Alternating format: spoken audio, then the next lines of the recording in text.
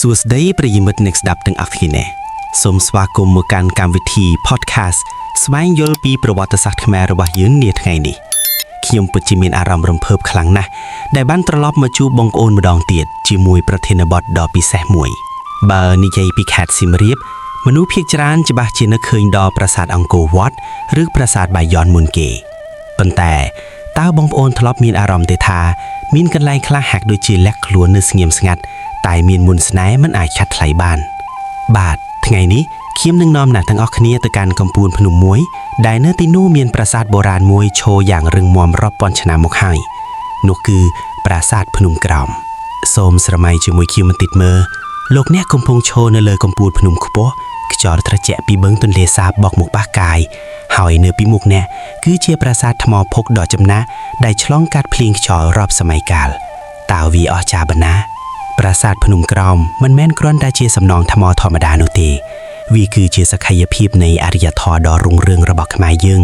នាចុងសតវត្សទី9និងដើមសតវត្សទី10ក្នុងរជ្ជកាលព្រះបាទយសោវ្ម័នទី1ព្រះបាទយសោវ្ម័នទី1លោកគឺជាមហាក្សត្រដែលបានកសាងរាជធានីយសោធរបុរៈ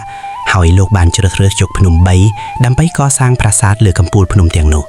មានភ្នំបាខែងភ្នំបូកនិងភ្នំក្រោមដែលយើងកំពុងនិយាយនេះឯងចំណុចដែលគួរឲ្យចាប់អារម្មណ៍បំផុតនោះគឺប្រាសាទភ្នំក្រោមត្រូវបានកសាងឡើងដើម្បីឧទ្ទិសដល់ព្រហ្មញ្ញសាសនា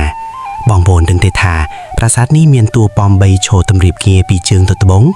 តួប៉មទាំង3នេះតំណាងឲ្យព្រះអាទិទេពដ៏មានអំណាចទាំង3ក្នុងសាសនាហិណ្ឌូគឺព្រះសិវៈព្រះវិស្ណុនិងព្រះព្រហ្ម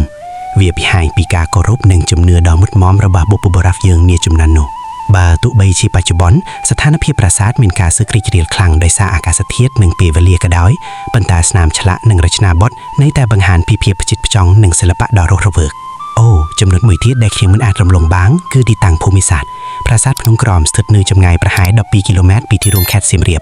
វាគឺជាចំណុចយុទ្ធសាស្ត្រដ៏អស្ចារ្យដែលមើលឃើញបឹងទន្លេសាបទាំងមូលសាកស្រមៃមើលចុះកាលពីជាង1000ឆ្នាំមុនពេលដែលព្រះមហាក្សត្រយ៉ាងមកដល់ទីនេះទ្រង់ប្រកាសជាតតឃើញវាលស្រែដ៏ធំល្វឹងល្វើយនិងជីវភាពអ្នកនេសាទនៅមាត់បឹងមិនខុសពីអ្វីដែលយើងឃើញសពថ្ងៃប្រហែលឡើយការដើរឡើងភ្នំក្រោមប្រហែលជាធ្វើឲ្យយើងហត់បន្តិចមែនប៉ុន្តែជឿខ្ញុំចុះនៅពេលដែលអ្នកទៅដល់កំពូលភ្នំហើយបានឃើញទិដ្ឋភាពថ្ងៃលិចចុះក្នុងបឹងទន្លេសាបភាពហត់នឿយទាំងប្រមាណនឹងរលាយបាត់អស់ភ្លាមវាជាអារម្មណ៍មួយដែលពិបាកនឹងរៀបរាប់ជាពាក្យសម្ដីវាដូចជាពេលវេលាបានជប់ដាយើងមានអារម្មណ៍ថាខ្លួនឯងតូចគៀបណាស់បើធៀបនឹងប្រវត្តិសាស្ត្រដ៏វែងឆ្ងាយដែលប្រាសាទនេះបានឆ្លងកាត់តើមានអ្នកស្ដាប់រូបណាខ្លះដែលធ្លាប់ទៅអង្គុយមើលថ្ងៃលិចនៅទីនោះសម្រាប់ខ្ញុំភ្នំក្រោមគឺជាកន្លែងព្យាបាលផ្លូវចិត្តដ៏ល្អបំផុតស្ងប់ស្ងាត់មានខ្យល់បរិសុទ្ធនិងមានក្លិនអាយុកាលរាប់ពាន់ឆ្នាំក្រៅពីប្រាសាទនៅលើភ្នំក្រោមក៏មានវត្តអារាមព្រះពុទ្ធសាសនាផងដែរ